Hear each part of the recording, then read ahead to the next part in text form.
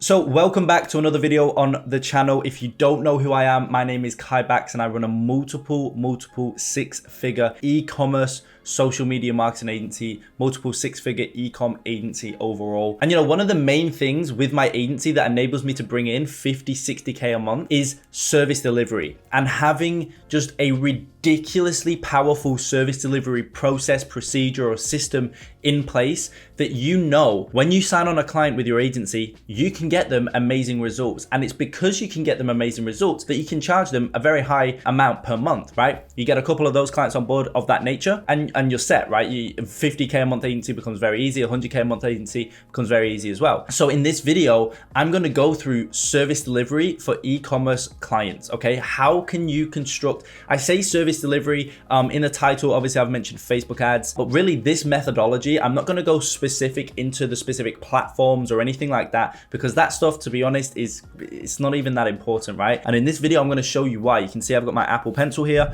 which, as you guys know, means that I'm doing an iPad drawing. I think these videos, it seems as though you guys really enjoy them, so I'm going to do another one. And as I say, I'm going to dig deep into the advertising kind of fundamentals and really, like, if you implement on this video, right? Put it this way, if you implement what I go through on this video with your clients, you will see a noticeable increase, hands down. Right? And the reason I'm so confident into saying that, I know it's kind of a bold claim, but just trust me, watch this video to the end and you will see a noticeable increase in your client results if you action on on everything that we go through in this video. Again, the reason I'm so confident in saying that, pretty bold claim, but the reason is because I'm literally extrapolating this information out of my client ad accounts that are literally pulling in, 200K a month return on ad spend, $250,000 a month return on ad spend, meaning purchase conversion value minus ad spend, right? That difference is like $250,000 a month, right? I'm extrapolating directly out of those ad accounts, seeing what's going on, and I'm literally going to be putting it on this iPad for you to watch right now in this video so that you can take this information and go ahead and implement it for your clients. Now, guys, as always, you know what the goal is. These videos, first of all, take me quite a while to build, and also I'm laying a lot out on the table right now. Like, I'm laying a lot out on the table, something that nobody else on YouTube would ever even dream about giving away for free. I'm literally going to give it away for you in this video. So the one small thing that I ask is that you go ahead and you go down below and you smash the like button and subscribe to the channel. It hugely helps out with the YouTube algorithm, helps push these videos out, and helps me help more people completely for free. So with that being said, with that like button being smashed and you have subscribed to the channel with those bell notifications on, right? Let's now jump straight into the video.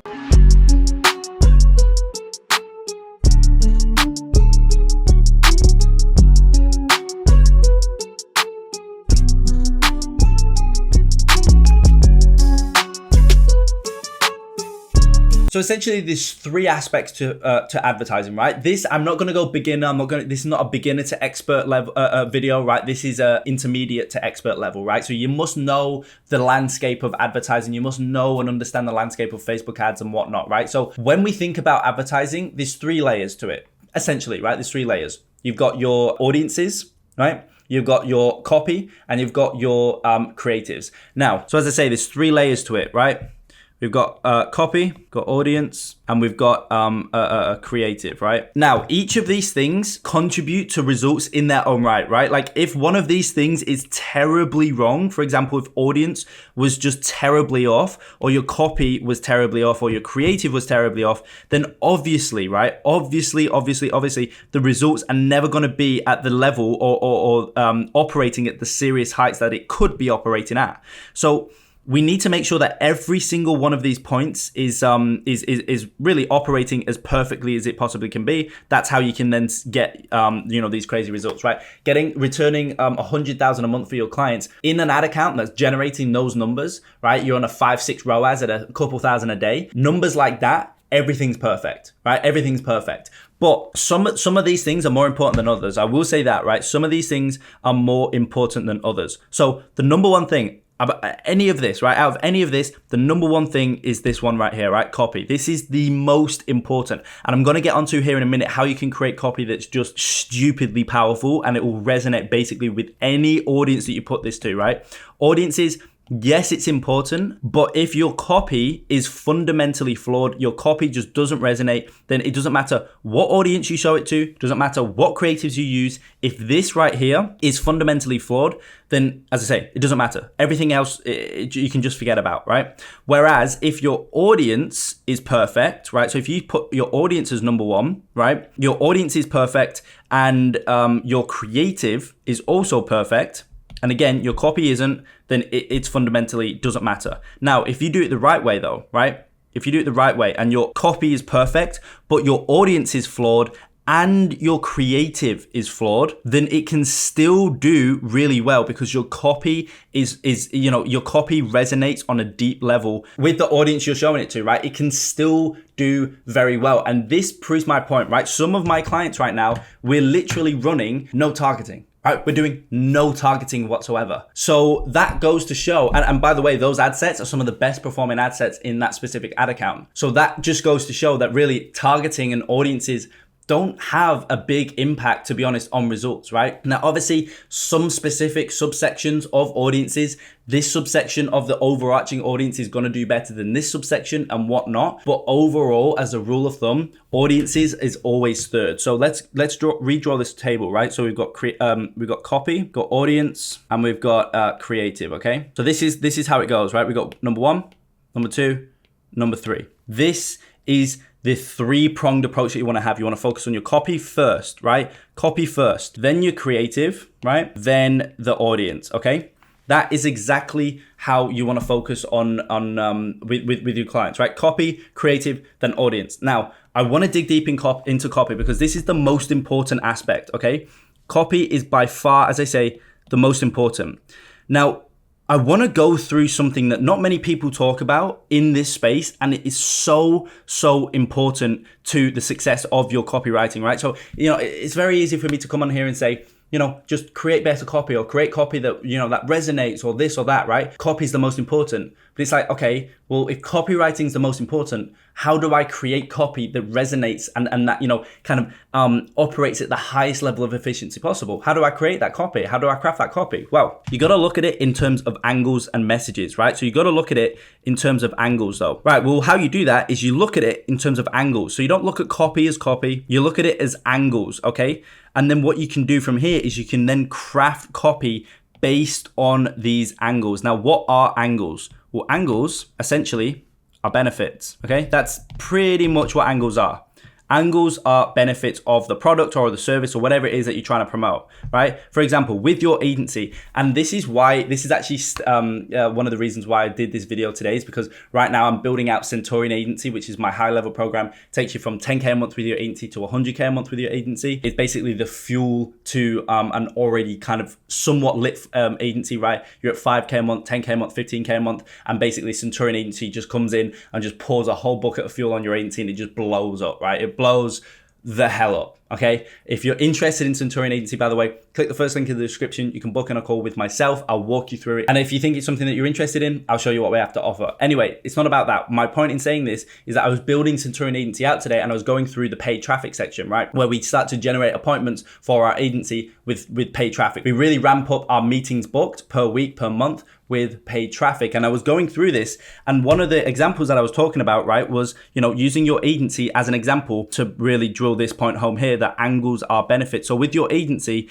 there's a couple benefits, right? I would say number one, you scale up brands, right? You scale up brands. This is one of the kind of outcomes. This is one of the benefits that your agency can basically provide these e-com brands, right? You scale them up. Another benefit, okay, you automate brands marketing, right? So you basically take their marketing off their hands. You come in and you take over their entire marketing. They don't really need to focus too much. They don't need to really worry about it because now yourself and your team come in and you take that off of their hands and you increase the results, right? So this is another benefit, right? And then another benefit that you can provide, that your service provides clients, is just pure consistency, right? Like your agency generates, brands 10K per day routinely. Right? For example, maybe this number is only 3K, for example. But what my point here is that another benefit of your agency is that it's consistent. You now consistently grow brands who used to make 10K one day, 0 the next, 3K the next and 500 the following, right? It's very inconsistent. No business owner likes to feel that inconsistency in their business, right? Nobody would, right? Imagine if you had one client here and then that client dropped and then you didn't know where the next one was coming from, and that client, and then you signed 4 clients and then a couple, and it's just all over the place, right? So another benefit of your agency is that you provide just pure consistency to these business owners. So these are a couple different benefits that your agency provides. So now what you would do, right? So we've got number 1, number 2, and number 3, right? And this is, very, very broad, right? But let's say, for example, number 1, okay, angle 1, angle 2, angle 3. Now, by the way, I've used the agency as an example because this is universal between myself and between all of you guys watching right now, right? Yourself watching right now, what your agency provides to a client, even if it's in a different service, right? Maybe you're doing email marketing, for example, you're still going to have a couple of these foundational benefits, right? To clients, right? It's the same kind of idea. Whereas with clients, obviously different products are going to warrant different benefits. So it's hard for me to give an example from a client's point of view, but obviously from our point of view, it's all the same, right? For our agency. So it's the same. My point in saying that though is that for clients, it's exactly the same. You want to figure out what the angles are that you can create around the product, meaning what are the benefits of that product to that specific audience, because each of these angles, right? Each of these angles are benefits to who? It's your ideal customer / client, right? And so what your goal is with creating these different angles is you're trying to figure out what does your ideal customer or your ideal client, what do they like the most? What interests them the most? Going back to the 3 that we've used here, right? Does your ideal client resonate most? They care most about scaling up their brand? Or do they care more about automating their brand marketing? Or do they care more about consistency? Or is it any other benefit? Again, same ideas apply to your ideal client. To your client's ideal customer, okay? And so that's what you want to do initially when you sign on a new client, okay? When you sign on a new client, you need to do these different angles, right? Angle 1 here, angle 2, and angle 3. And what I call these in Centurion Agency, a bit of an insight for you, okay, into Centurion Agency, what these are called is these are called siloed angles, right? They're specific, they're distinct angles. They're separate. There's no murky waters. The reason you want to really distinguish each angle from each other and have it in its own lane is because then you can really understand, okay, it's angle 1 that they resonate with most. Or no, it's very evident that it's angle 2, for example, right? If you murky these waters, then you don't really know, right? You don't really know if it's, you don't really know exactly if it's angle 1 that they like most, or if it's angle 2, or if it's angle 2, or if it's angle 3, right? You don't really know because you've murkied the water. So you want to have your siloed angles, very distinct angles. And then what you want to do from here, right? This is where things get crazy profitable. Number 1, crazy profitable. They get just crazy. You can start to really ramp up scale and whatnot. Once you figure out overall what your which siloed angle converts most. Okay, let's say for example, using in this video, we'll say angle 2, right? Angle 2, everywhere you put this angle, it just converts. Every single time it just converts, no matter where you put it, no matter what audience you put it with, no matter what creative you couple with it. Angle 2 converts the absolute best, okay? Well, what you'll now do is you'll put angle 2, obviously, on a pedestal, right? You'll put this at the top because this converts best. So what you've got to this point, let me just reiterate so we're super clear on what's going on here.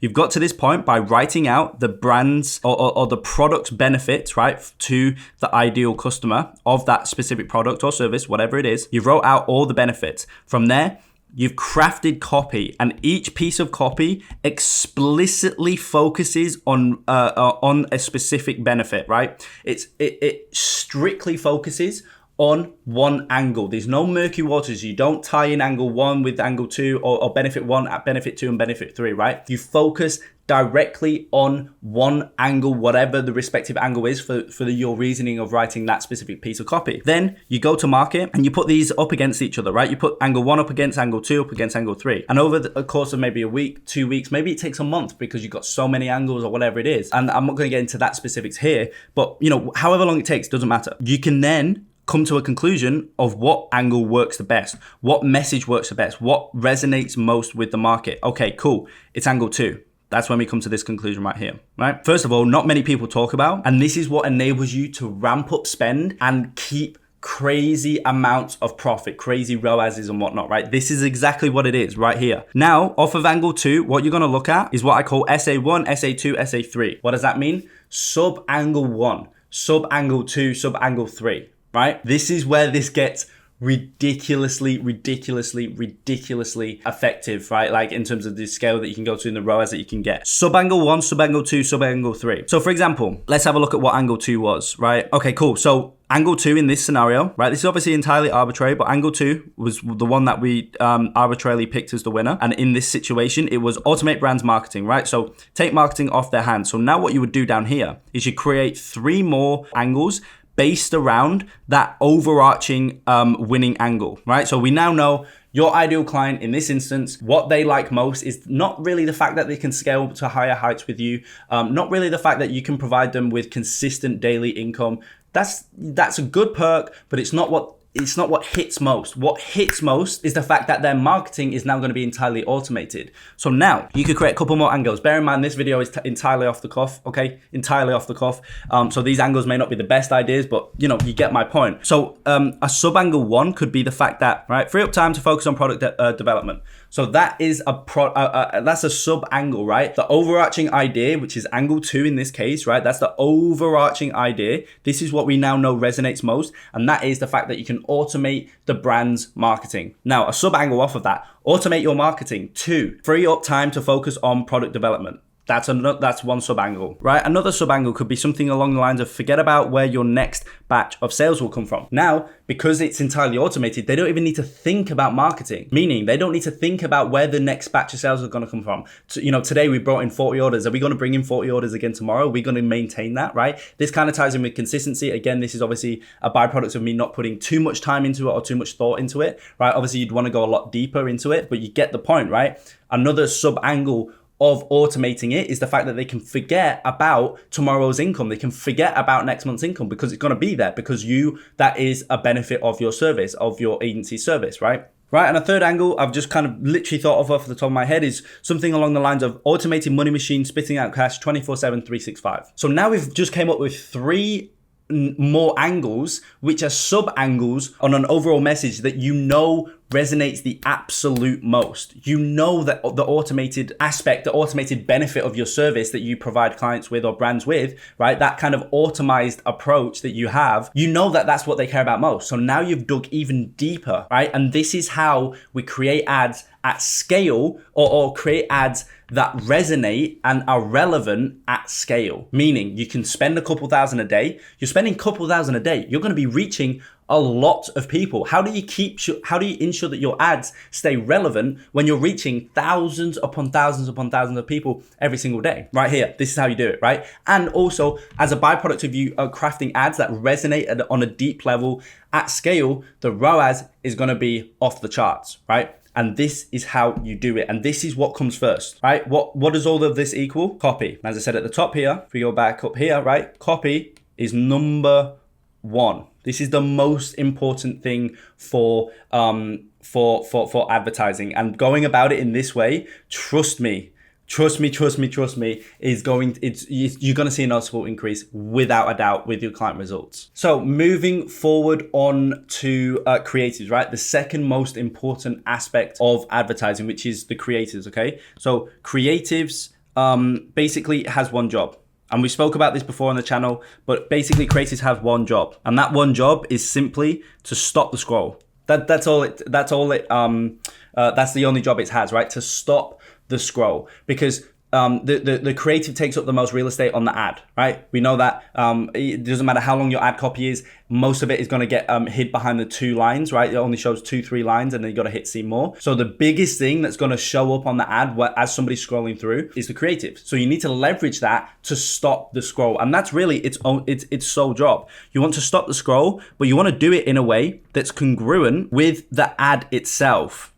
This is super important, right? It's congruent with the ad, because you could get somebody to stop if you just put an egregious image on the page, right? Some ridiculous thing on your ad, right? I'm sure, I'm not going to say it because, you know, what can happen with YouTube, but I'm sure you can think of a couple of things that you can probably put on into an ad that'll probably get people to stop. But then if you do that and then you go into, and then you start to talk about copy that's just completely left field to what that image is, then yeah, well done. You've got them to stop on the page, but they're not going to do anything, right? You've got them to stop. Congratulations, that's amazing. But now they're not going to take action, right? So it's just useless. So you want to stop the scroll, but you want to keep it congruent with the ads angle, right?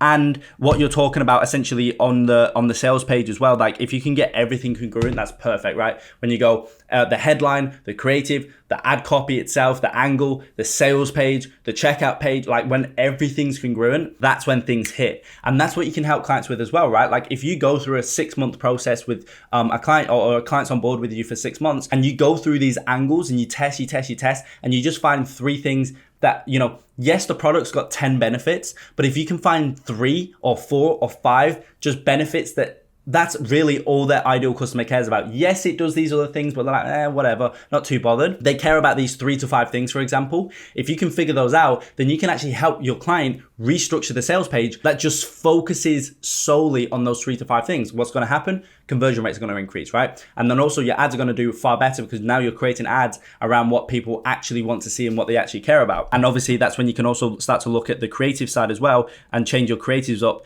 in conjunction with the angles and whatnot that you know work best, right? So essentially the goal of the creative is to stop the scroll, as we've spoken about. And then as soon as they stop the scroll, right? As soon as they stop, that is when, okay, your copy takes over, right? Copy takes over, and this is what sells the click. So the copy does most of the work, right? If not all of the work. Yes, and this is what I was talking about before, right? Like I say copy is the most important, the angle is the most important, the message is most important, then it's creative, then it's audience. And you can always argue that the fact that like, yes, copy is important, but if nobody's stopping on the ad to read the copy, then you're not gonna get any clicks or anything like that because nobody's stopping on the ad to read the copy. That's the creative's job. So this is why I was saying, in the ideal world, everything has to be on point. The 3 hinges, the 3 audiences, creatives, and copy, everything has to be perfect. And when it is, a couple $100,000 a month return on ad spend for your clients becomes very, very achievable, becomes very, very easy, given the ad spend's there, right? So with the creative, you've got to stop the scroll, right? You've got to stop the scroll. And then what your copy needs to do at that point is simply take over. And that's what then obviously goes on to sell the click, okay? And this is what gets them to the website.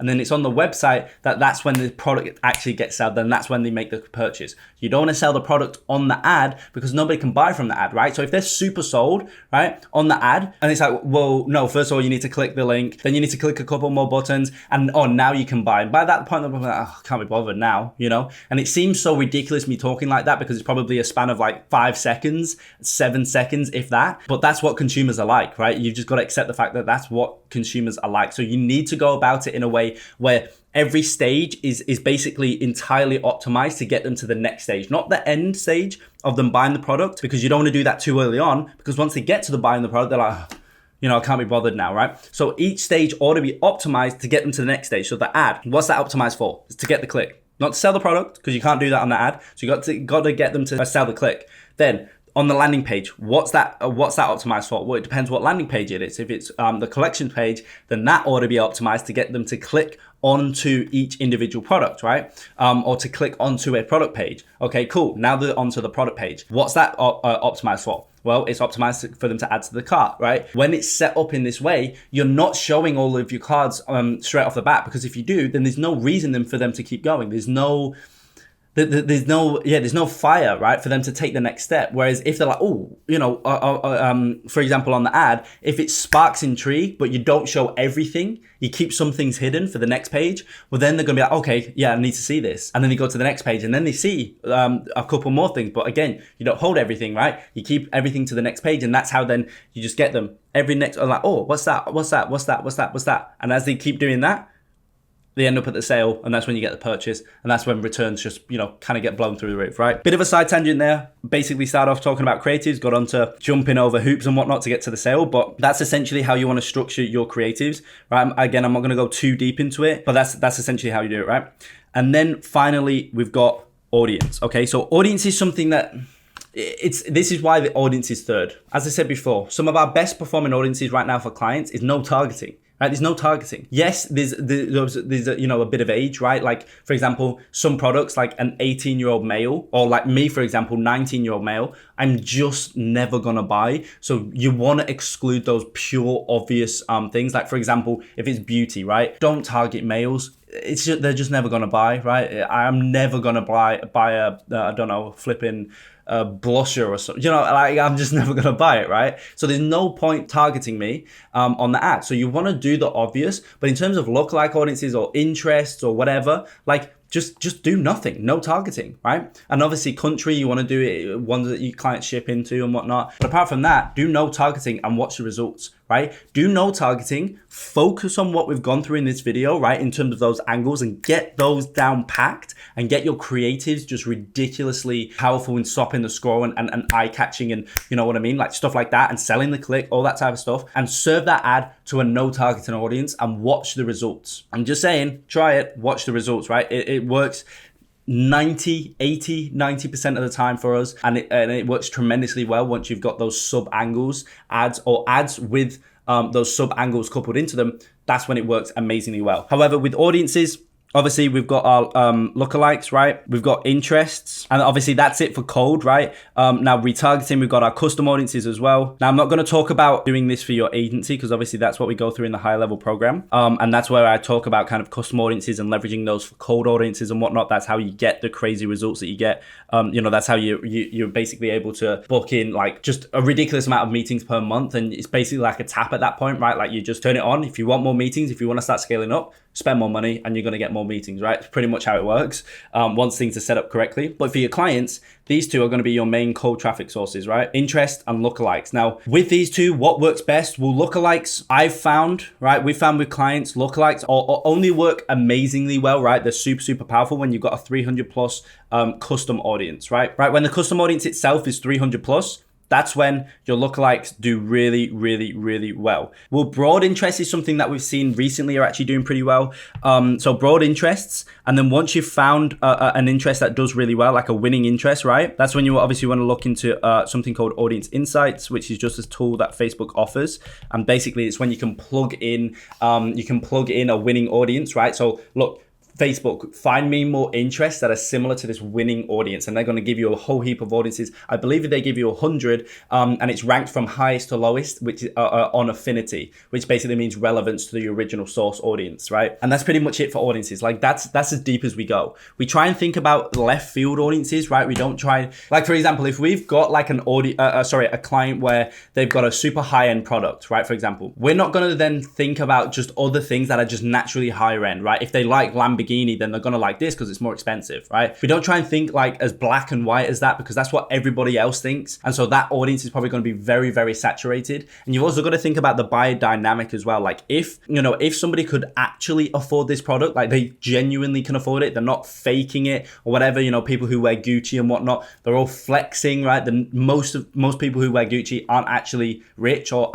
don't actually have money, right? So you got to think about that dynamic. What do actual people with real money, what are they like, right? For me, right, I'm probably in a lot of like cigar audiences because I really like cigars, right? So that's what you've got to think about. I'm not in a Lamborghini audience, right? I make a healthy amount of money, right? But I wouldn't be in a Lamborghini audience or a Gucci audience, because I despise Gucci, right? And I despise people who love it and wear it. Most of the time, like for example, I was at a viewing, right, for an apartment I'm looking to move out, and it's a couple $1 million apartment, right? Pretty nice apartment. And there was one dude, and there was this couple, and there was me, right? And the couple were just draped in Gucci and Louis V and whatnot. And they literally said that it's too high end for them. They said it was too high end for them, but they're like draped out in Gucci, right? So a lot of the times that's what happens. And you've got to think about this type of stuff when you're looking at your audiences.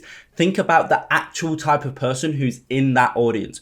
What do they do? What kind of demographic are they in and whatnot, right? Got to think about those things. And so once you do, you think about those things and you figure it out and whatnot, you got your audiences set out. At that point, like, yes, you need to test your audiences. Yes, you need to change it up, but don't put too much of a focus on that side of things, because it's just not as important. At the end of the day, that's what it comes down to. It's just not as important. The copy side of it, the angle side of it, the messaging side of it, of your advertising is by far the most important thing. Then it's creatives, right? And then it's the audience side of it. Now I will say lower ticket e-com stuff. So stuff from like, I don't know, $10 to $50, $60. No, I'd say $50, $10 to $50 in that range for ecom. I would honestly probably switch out the copy side of it with the creative side of it. Now, that's not me saying I switch out the angle and the messaging, because the creative ought to still embed that same angles and the same messages, but I would go more heavy on the creatives, right? You don't need to do super long, super in-depth copywriting for a product that's $10. It's overkill, right? Go more heavy on the creative side of it, but still embed those super strict siloed angles and figure out what benefits, what angles, what messages resonate most with that ideal customer, and then triple down into that. Do your sub angles off of the main angle that you then figure out works and whatnot. Whereas when it's with your agency, running ads for your agency, or you're running ads for high ticket ecom or info products, go through in that order. Copywriting, long form, doesn't need to be ridiculously long form, but it does need to go into depth, and it needs to, you know, really deeply specify those specific angles and the messages, and convey the messages in a way that actually resonates, right? And then from there, you can still implement that same idea, figure out your top angles, and then do your sub angles. And it's at that point when you get your sub angles converting at a good point, at a good pace, you get, you know, 3, 4, 5 ads that just absolutely kill it. That's when you can start to really ramp things up. And then that's obviously when you can look at doing variants, and then you soon enough you're at 20 ads that just all smash it, because it's all around the ideas that you know firsthand work best, resonate most, and then you can scale up whilst maintaining ROAS. So I hope overall that made sense. I know I threw a lot at you in this video, but I hope that made sense. I hope it was valuable as always. And yeah, with that being said, as always, if you did find value, smash the like button, subscribe to the channel, and I will see you in the next video.